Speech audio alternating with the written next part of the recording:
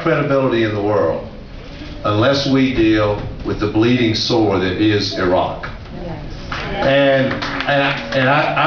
I'll make my position very clear. First, I'll say to anybody in the room who doesn't know it, you probably know it already, I voted for this war, and I was wrong to vote for this war.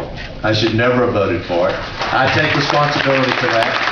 It's my responsibility.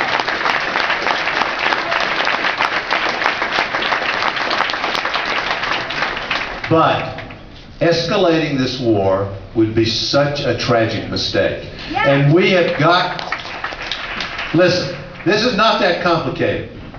The Sunni who ran this country, the Sunni and the Ba'athists ran this country under Saddam Hussein, and now they're out of power and they're not happy about it. The Shia have been out of power for 1,000+ years. Now they're in power and they don't want to give it up. That is the cause of the violence on the ground in Iraq. And however many American troops are on the ground, that violence will continue until there is a political reconciliation between Sunni and Shia. There are other contributors.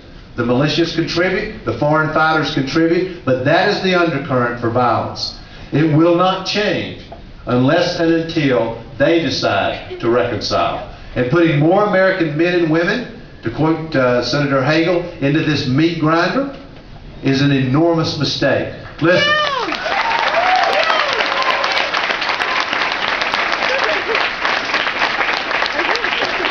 The answer is not to put more American troops on the ground in Iraq. The answer is to be leaving Iraq. That's what America needs to do.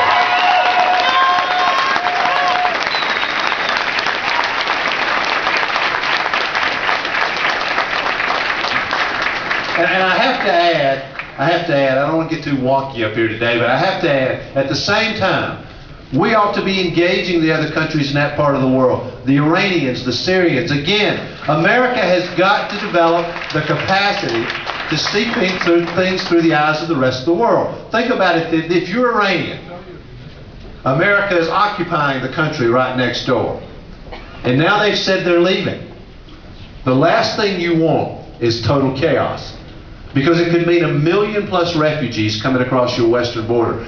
The economy in Iran is already in trouble. They cannot support it.